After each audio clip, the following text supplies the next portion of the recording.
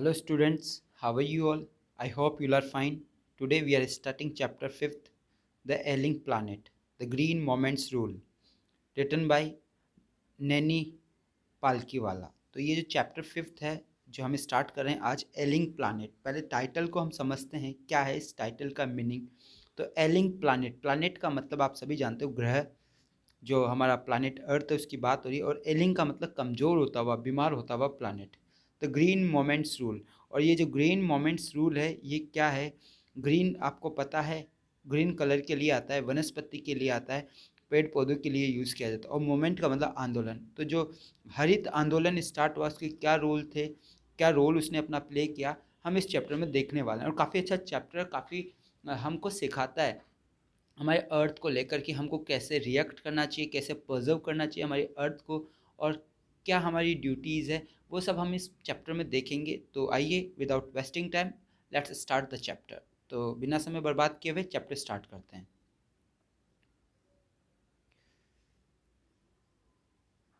अब पहले तो इसके बारे में देख लेते हैं, ये तो हम इसके अंदर देखते रहेंगे साथ के साथ। पहले हम ये देख लेते हैं क्या है इसके अंदर। The following article was written by Nani Palkhivala. तो ये सॉरी नैनी पालकीवाला, ये जो आर्टिकल है जो हम पढ़ने जा रहे हैं ये लिखा है किसने, नैनी पालकीवाला ने। Published in the Indian express on 24 नवंबर 1994। और ये पब्लिश्ड भी हुआ है, प्रकाशित भी हुआ है किसके अंदर, इंडियन एक्सप्रेस के अंदर।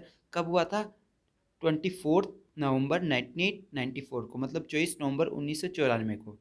The issue that he raise regarding the declining health of earth. और जो इशू उन्होंने रेज किया, जो समस्या उन्होंने ऊपर लेके आए, सबके सामने लेके आए, वो जुड़ी हुई है किसे, द डिक्लाइनिंग हेल्थ ऑफ अर्थ, की जो अर्थ है उसकी गिरती हुई स्वास्थ्य, ठीक है, उससे रिलेटेड है। कंटिन्यू टू हैव रेलेवेंस, और ये जो रेलेवेंस है, जो प्रासंगिकता है, हम लगातार देखने को मिल रही है हमें, कि जो अर्थ है उसकी हेल्थ लगातार बिगड़ती चली जा रही है, अर्थ लगातार कमज़ोर होती चली जा रही है। इसमें कई सारे जो केमिकल चेंजेस है, परिवर्तन है, वो भी हमको देखने को मिल रहा है। और उसका जो प्रभाव है वो पृथ्वी के ऊपर और जीव मंडल के ऊपर क्या होगा, ये भी हमको बताने की कोशिश की जा रही है। आइए अब हम इसको आगे देखते हैं। यहाँ तक हमको समझ में आया होगा, अब आगे देखिए। One can not recall any moment in the world history which has gripped the imagination of the entire human race so completely and so rapidly as the green moment which started nearly 25 years ago।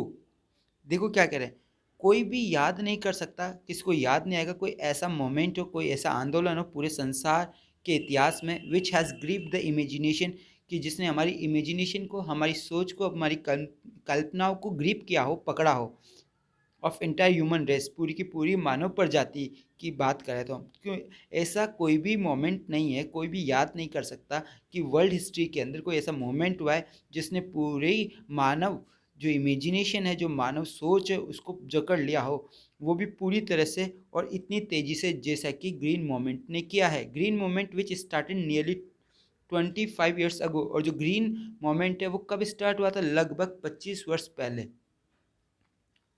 In 1972, the world's first nationwide Green Party was founded in New Zealand। कि क्या कह रहे हैं, 1972 के अंदर संसार की पहली नेशन वाइड ग्रीन पार्टी की, जो नेशन वाइड मतलब पूरे विश्व भर में, पूरे राष्ट्र भर में अगर कोई ग्रीन पार्टी बनाई हो, ग्रीन पार्टी का यहाँ पे मतलब है कि जो पृथ्वी और प्रकृति को लेकर सोचे, अगर कोई पार्टी बनाई गई है तो वो फाउंडेड हुई है। कहाँ पे फाउंड हुआ है उसका, उसका फाउंडेशन कहाँ हुआ है, न्यूजीलैंड के अंदर, कि उसकी स्थापना न्यूजीलैंड के अंदर हुई है। और तब से, सिंस देन का मतलब तब से, the movement has not look back, और तब से इस मूवमेंट ने, इस आंदोलन ने पीछे मुड़कर नहीं देखा है, तब से ये आगे ही चला जा रहा है और काफ़ी पॉपुलरिटी प्राप्त की है इस आंदोलन ने, इस मूवमेंट ने। We have shifted one hobs irrevocably from the mechanistic view to a holistic and ecological view of the world। कि देखिए क्या कह रहे हैं कि यहाँ पे जो है सफलतापूर्वक, एक स्थिरता के साथ में, अटलतापूर्वक, इसका मतलब है हमने एक शिफ्ट, एक उम्मीद जो है हमने शिफ्ट कर दी है, एक व्यू से दूसरे व्यू पे चले गए, एक विचार से दूसरे विचार पे चले गए हैं, बड़े तटता मतलब कि बड़े अटलता के साथ में दृढ़ होकर हम उस व्यू पे चले गए। हमारा जो पहले जो व्यू था वो कैसा था, मैग्नेटिक व्यू था जिसको हमने holistic and ecological view of the world कर दिया। देखो, हॉलिस्टिक एंड इकोलॉजिकल व्यू का मतलब है पूरे संसार को, पूरे वर्ल्ड को एक रूप में देखा, एक घर के रूप में, एक प्रकृति के रूप में देखना ही क्या है, हॉलिस्टिक एंड इकोलॉजिकल व्यू है। पूरे जीव मंडल को, पूरी पृथ्वी को, पूरी उसके बारे में सोचना। जब हम पॉल्यूशन की बात करते हैं या प्रकृति की विनाश की करते हैं तो हम किसी देश को लेकर बात नहीं करते, पूरे विश्व को लेकर बात करते हैं। तो वही कह रहे हैं कि हम जो है, हमारा जो व्यू है वो हमारा शिफ्ट हो गया है और हम पूरे इकोलॉजिकल व्यू के बारे में सोचते हैं संसार के। It is a shift in human perceptions as a revolutionary. और ये जो शिफ्ट हुआ है ना, ये एक प्रकार से मानव जो सोच है, परसेप्शन है, उसमें हुआ है। और ये एक रेवोल्यूशनरी है, एक क्रांतिकारी व्यू है, एक मतलब कि क्रांतिकारी के तरीके से ये चेंज हुआ है। As that introduced by Copernicus, who taught mankind in the 16th century that the earth and the other planets revolved round the sun। कि और ये बिल्कुल इंट्रोड्यूस किया गया, जिस प्रकार से इंट्रोड्यूस किया गया था, ये वैसे ही रेवोल्यूशनरी तरीके से सबने शिफ्ट किया है। पृथ्वी को एक माना है, इसकी इकोलॉजी को एक माना है, बिल्कुल उसी प्रकार से जिस प्रकार से इसको इंट्रोड्यूस किया गया था, बताया गया था। किसके द्वारा? कॉपरनिक्स के द्वारा। कॉपरनिक्स ने बताया था, हु टॉट मैनकाइंड, जिसने मनुष्य को सिखाया इन द 16th सेंचुरी, 16वीं शताब्दी में, that the earth and the other planets revolve round the sun, कि जो अर्थ है और जो दूसरे प्लैनेट्स है वो रिवॉल्व करते हैं, वो गोल गोल घूमते हैं। किसके? सूर्य के चारों ओर। सूर्य के चारों ओर घूमते। ये किसने सिखाया? कॉपरनिक्स ने। For the first time in human history, और पहली बार मानव इतिहास के अंदर, there is a growing worldwide consciousness that the earth itself is a living organism. देखो क्या कह रहे हैं कि there is a growing worldwide consciousness, कि एक कॉन्साइंसनेस ग्रो हो रही है, एक चेतना, एक जागरूकता। यहाँ पे इसका जो मीनिंग है वो अवेयरनेस है। कॉन्साइंसनेस का क्या मीनिंग है यहाँ पे? वैसे होश में होना है, चेतनावस्था में होना है, और चेतनावस्था में वही हो सकता है जिसको सब नॉलेज हो, जानकारी हो।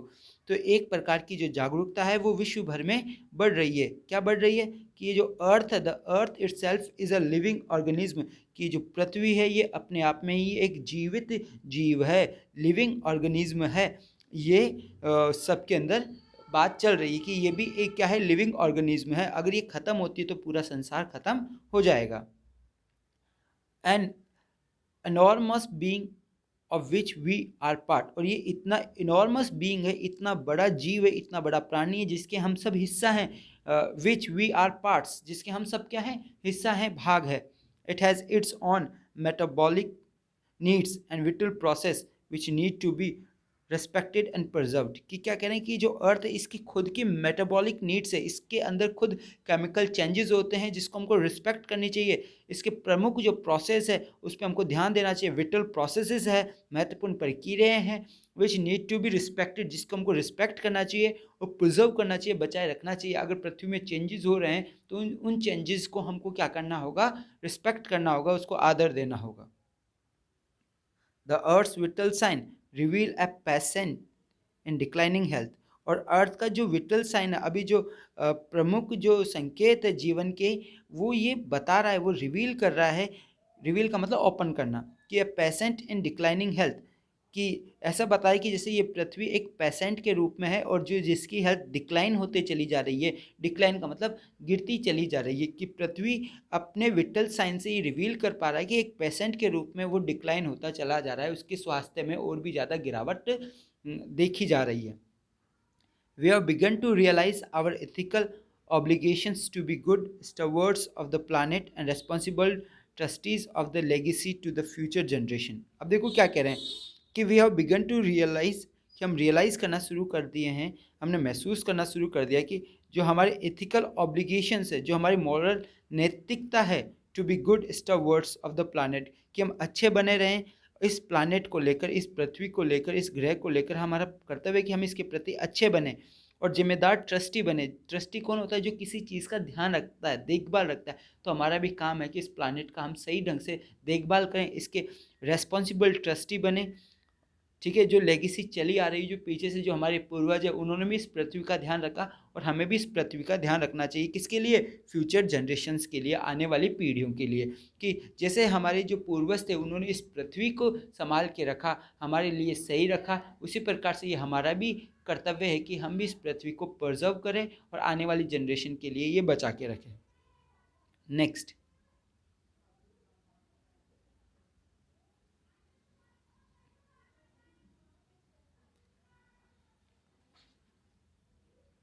the concept of sustainable development was popularized in 1987 by the World Commission of Environment and Development।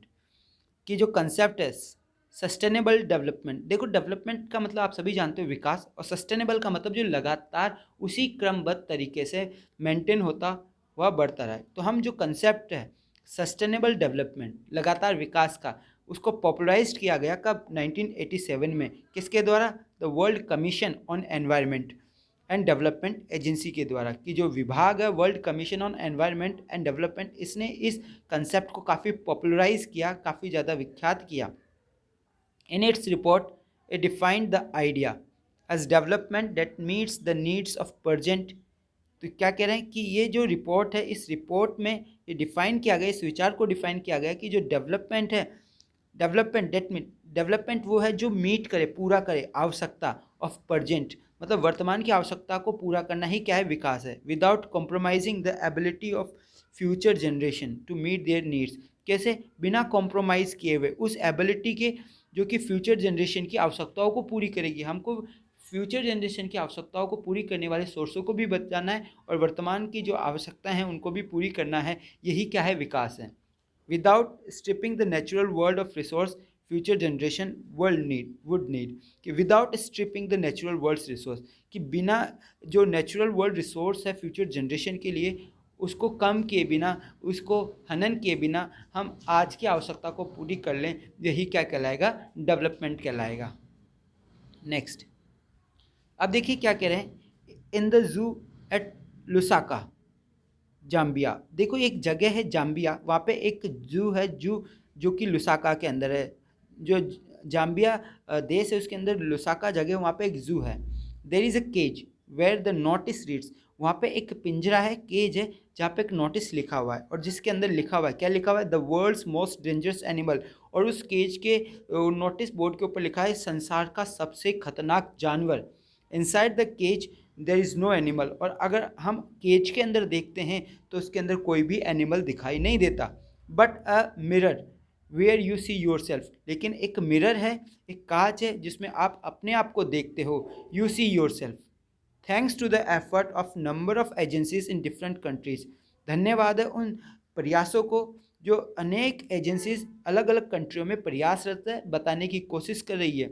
A new awareness has now down upon the dangerous animal in the world, और एक नई अवेयरनेस, एक जागरूकता उत्पन्न हुई है। किसको लेकर? सबसे खतरनाक जानवर को लेकर। इस संसार का जो सबसे ज़्यादा खतरनाक जानवर है कौन है? मनुष्य। He has realise the wisdom of shifting from a system based on domination to one based on partnership। कि क्या कह रहे हैं कि यहाँ पे एक विजडम, एक समझ विकसित हुई है, एक समझ आई है कि पहले हम डोमिनेशन के ऊपर बिलीव करते थे कि जो मनुष्य है वो डोमिनेट करने के लिए आया है, दमन करने के लिए आया है, लेकिन अभी जो है वो ये सोच आ रही है कि नहीं, उसका अपना योगदान है इस पृथ्वी के अंदर और सभी जीवों का अपनी अपनी पार्टनरशिप है। उसी प्रकार से मनुष्य की भी इसमें क्या है? पार्टनरशिप है। तो डोमिनेशन से हम किस व्यू पे आ गए? पार्टनरशिप के ऊपर। नेक्स्ट,